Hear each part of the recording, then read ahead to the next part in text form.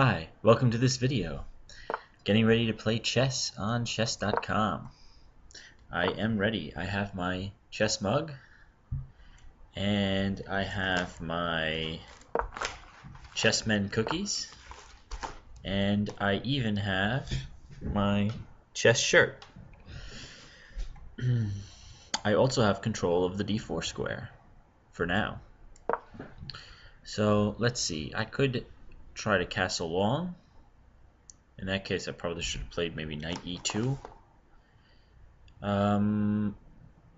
Yeah, no real reason to overprotect this. I'll play h3, stop bishop g4. Talking somewhat quietly because my daughter is in the other room sleeping. And let's see here.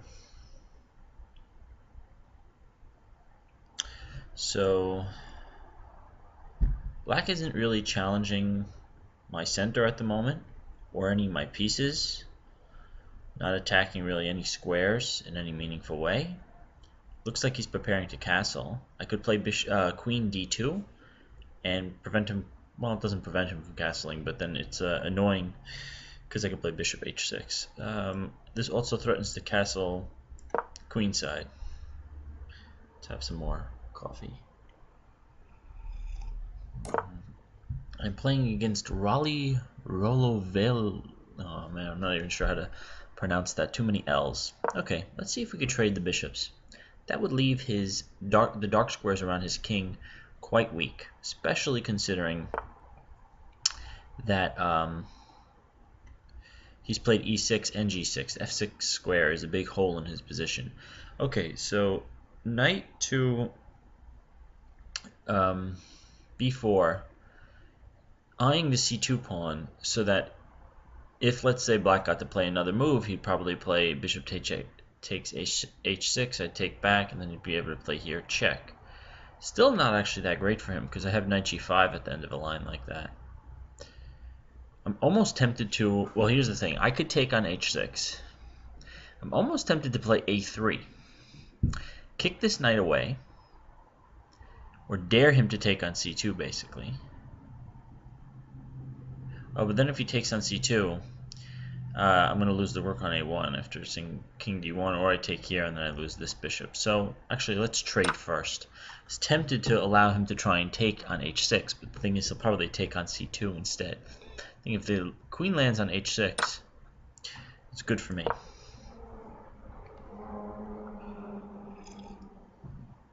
So now this is going to be the challenge. How do I get my queen over by his king? I could try h4, h5, maybe g4 first, so that he doesn't have h5. Let's try that. g4. Can't really take advantage of my knight here. I don't think he can, at least. I'll play g4. I can castle at a moment's notice. So let's start with g4. The idea here is g4, h4, h5, open the h file, make the king. Pretty simple idea. Slow, right? There's going to be several moves before I can get that to happen, but slow but effective, I think. It's not easy for him to stop that, actually. Knight g8. Well, if I play h4 right away, he has e5, and my g4 pawn is in trouble. So instead, what I could try and do, I'm not sure where this knight is going. I could develop this bishop somewhere, maybe to d3, and that does break my communication with that square, but that's okay. Let's play bishop to d3. I could also go to c4, but then he plays d5.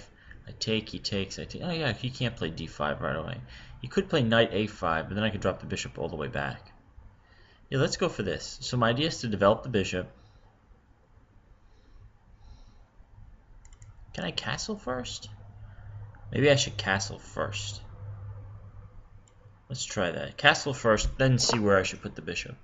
So my idea is to develop the bishop, move the other rook, the rook on d1 over to g1, protect the g pawn, and then I can play h4, h5. Another way of doing the same sort of thing would be to move the knight, play f3, and then play h4, h5. Okay, so he goes for this one. Now bishop c4 would have prevented this. I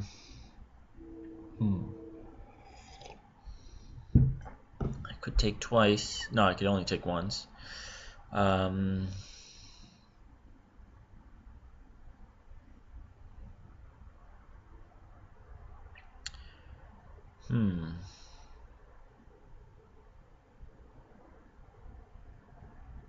thinking about bishop d3. If he takes, I probably have to take with the bishop, because if I take with the knight, he takes on d4. I take back, takes with the queen, and I don't have any sort of discovery.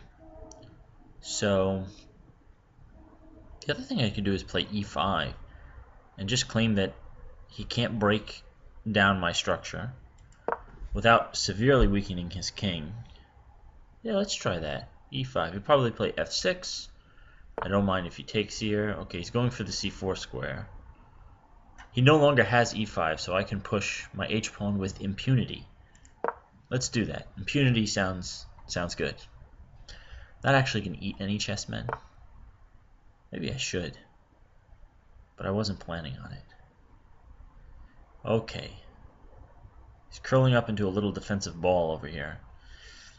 G5, H5, the kingside's closed. That's not good. H5, G5. I feel like I still have ways to break that open. So let's go for that. Okay. I think I will indeed enjoy a chessman, I guess. That's how I would refer to the cookie.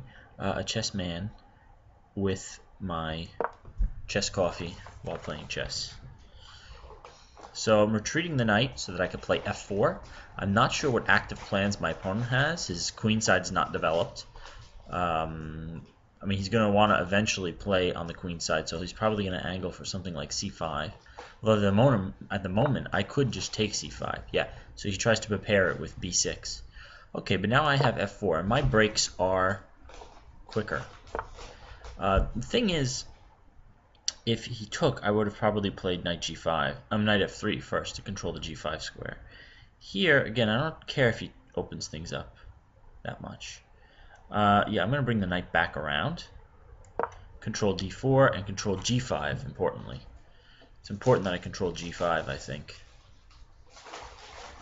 Another thing I can think about doing is playing bishop d3 and then trying to push f5 and just kind of steamroll him with my pawns. Pretty closed position.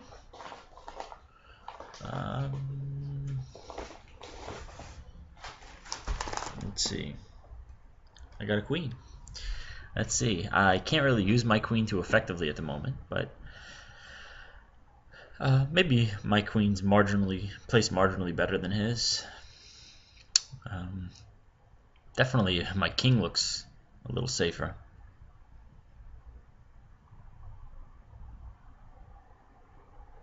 Another idea here is to take on c5 and then play f5. If he takes on f5, I take on d5, and I think taking in the center, removing his d5 pawn is probably a good idea here. Maybe take twice on f5 first. It's tough to say.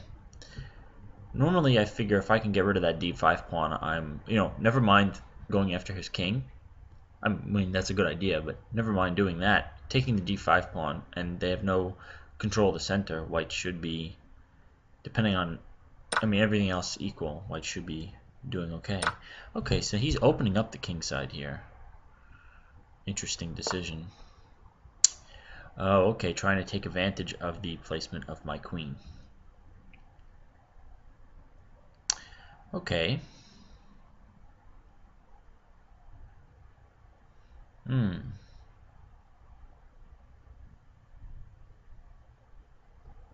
I could retreat the queen. It should be pretty easy, simple enough. Threaten to take and then play g5. Let's try that. I'm going to retreat the queen. I don't want to take right away.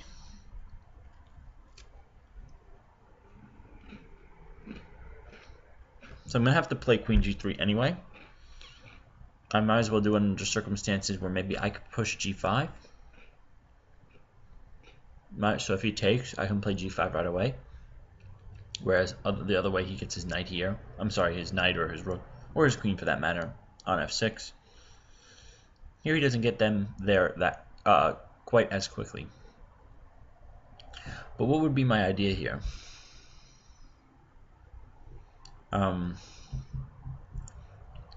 F takes e5, g5. Let's say he plays e4. I could take on f6, he takes with the queen, then queen g6 would be mate. Yeah, so he can't do that. He can't play e4. Alright, apparently my opponent has auto-disconnected, and the game will auto-resign in 3 minutes. It would be a very disappointing way for this video to end. Ah, my opponent has come back. He's gone to consult his computer, or his chess books. No, I'm just kidding. This position's not in theory, I don't think. Okay.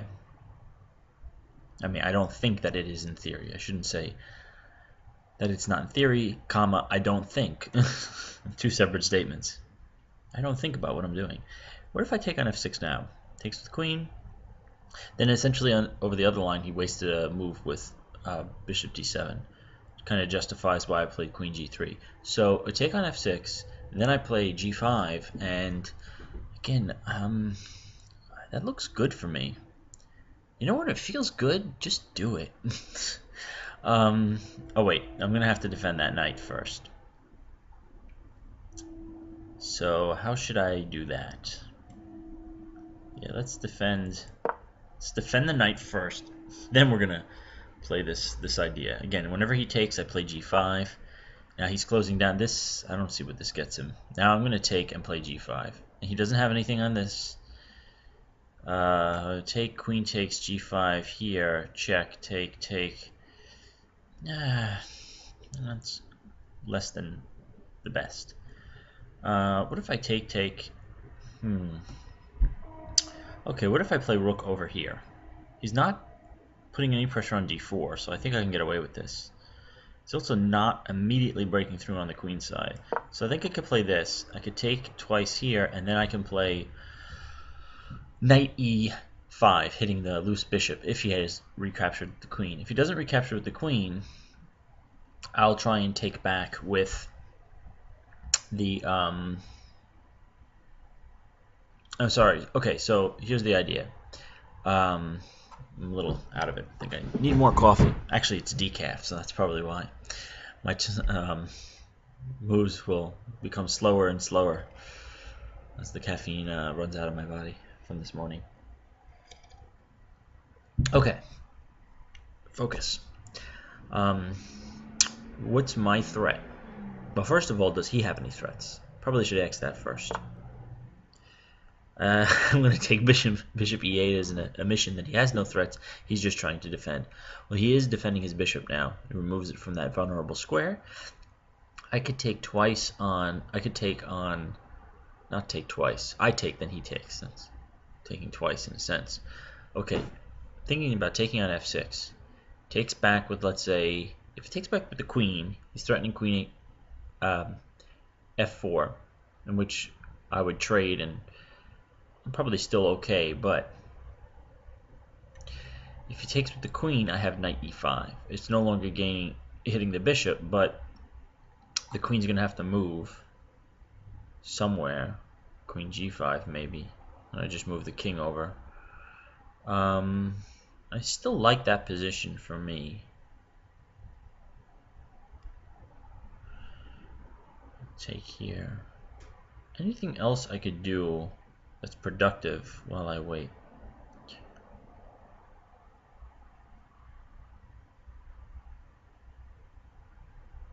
Maybe I could try and double on the f-file.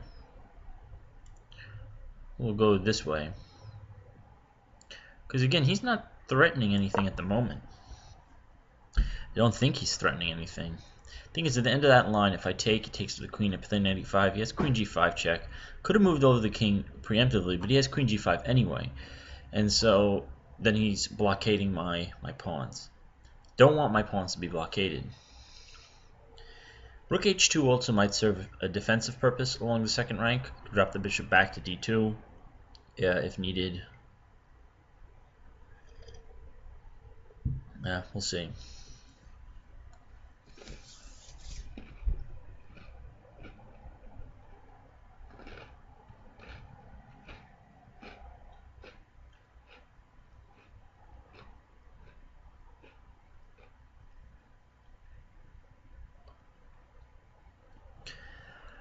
My opponent really ought to start playing moves like b4. I'm sorry, b5, b4.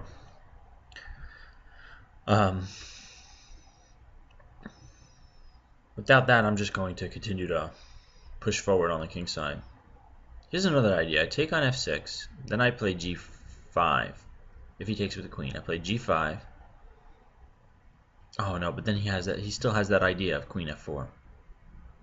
So that's annoying. This queen really can't do anything in this position. The queen can't move to, in fact, the only thing the queen can do, I think, is play queen e6. Queen e7, sorry.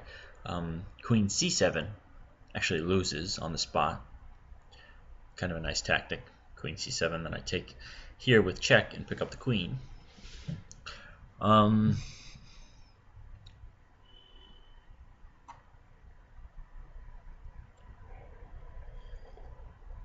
I want to try and break through on the king side, but his queen is indirectly supporting this blockade.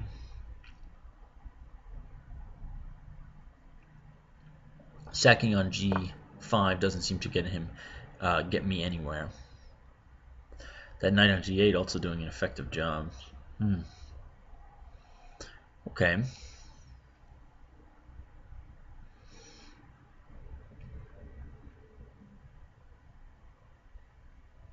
Okay, let's play king b1 like we originally planned. Yes, you're helping me decide on these moves. Now I can take on... Oh, okay. What the heck's the point of this? Alright, well, I could still... This actually seems worse, putting the king there. Because now, knight g6 or knight d7 comes with check. So now, I can take on f6. If he takes with the queen, I play knight e5. Queen g5 doesn't do anything. The rook is under attack. He's got to try and move the rook, and the queen would then be pinned. He could sack the rook, the queen, for a bishop and a minor, but then I took my king away, and I like my chances. So let's try that. If he does anything other than queen takes, I'm looking at g5.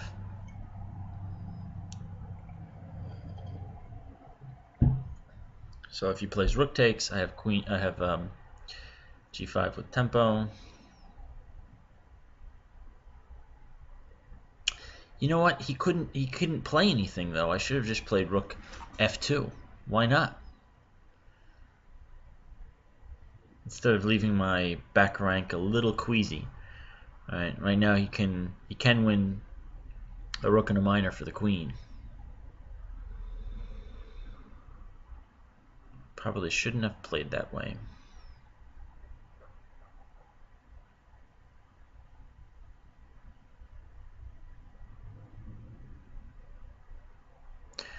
So let's see, queen takes.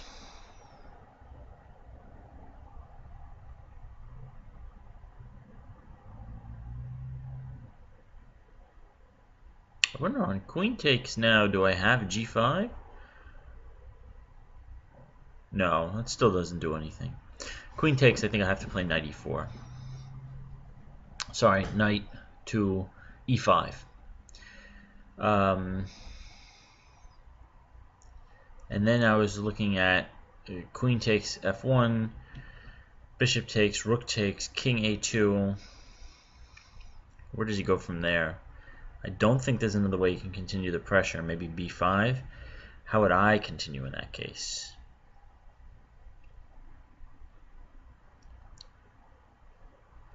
Well, then I could play things like... I don't know what I would play. Maybe then I would play g5. Try and open up his king side. Yeah, that's probably the way to do it. Okay, so instead, he's going to let me push g5.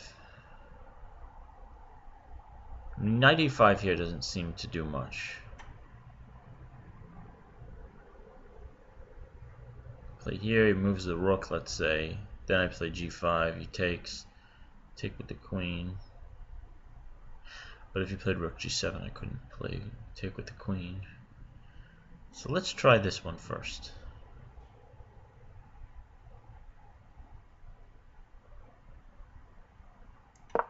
Okay. If he takes on g5, I take back with the knight, I'm hitting the rook. And rook g7 here doesn't work because I have check on e6. The other thing is his knight's pinned. It's defended, but it's in a precarious position, let's say.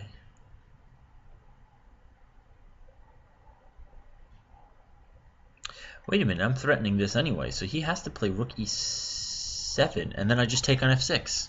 Nice. Alright. Well, I stumbled into that. Sometimes when you play principled moves, play good moves, those tactics just kind of work themselves out. You know, as opposed to, let's say, playing knight e5. Knight g5 makes a lot more sense in some ways. Particularly because the bishop can't oppose the knight in that case. Okay, let's just take here. Now king to g7. Or resigns. Probably a better move. Okay, so this... Well, there's a couple options for black. Or we could look at what they could play. Can I do that? My opponent wants a rematch. I'm going to decline for now. Can't play too many of these long games. Let's see. So just to look at the final position, and then we'll back up and look at some other interesting points. So rook f7 fails probably for more than one reason. This should be a sufficient reason for it to fail. What else? Bishop f7. This looks interesting. Check here. King has to move over. I'm not sure where it gets me. This doesn't really do much. But, I mean, I could just play something simple like this. And the point is that I'm up in material and I have a massive attack. Okay, some king move. King g7 looks bad. I think maybe just knight e4. Knight e4 looks like it's sufficient. Or, again, just king f2. Now, a whole bunch of knight moves are going to be really nasty for him. There might also be some sort of mate starting with h6 and drawing the king out. I'm not sure. But needless to say, it looks like white has multiple ways to win here, regardless of what black does. Okay, let's back up a little further. So, I guess he's kind of compelled to take. He doesn't want to retreat the knight again. Here, again, I was thinking he'd play queen takes, and what I was calculating was then knight e5, and he has to sack the queen, but he gets some material for it. But I think that because of white's better coordination, like my pieces all have a route to his king. I'm not sure how some of these other pieces are going to contribute to his attack. Because of my better coordination, I should be winning this easily. I would hope. I mean, what is he going to do? Play for b4, b5, bring the rook in, try and get my king in a kind of crossfire. I'm just going to move forward with my pawns. If he takes, I have a choice between taking here and playing queen h3, hitting e6, but then he would defend with the rook. So let's just take here. Again, this looks like it should be a nice, easy position for white to play. Yeah, he can't even mobilize his knight to play before. He has to play something like knight b6 and a5, and yeah, it's going to be difficult. Although if he gets that in, then it's dangerous for me. So let's just see if I kind of play a slow plan here. h6, a5 here. Well, he's got to do something about that now, doesn't he? Okay, play here. He is threatening b4. Okay. So if I took, then he would take, and it would be mate. But I don't have to take if he plays there. So even in this case, well, for one, I have queens. So yeah, it's totally winning for white. His counterplay is way too slow. It's not even effective, too. So where else can we look at where? Apparently this actually turned out well for me. I was thinking about playing rook f2 here instead, but not necessary. And let's just see, back up, play this game in reverse, play a little cat and mouse game here on the Kingside.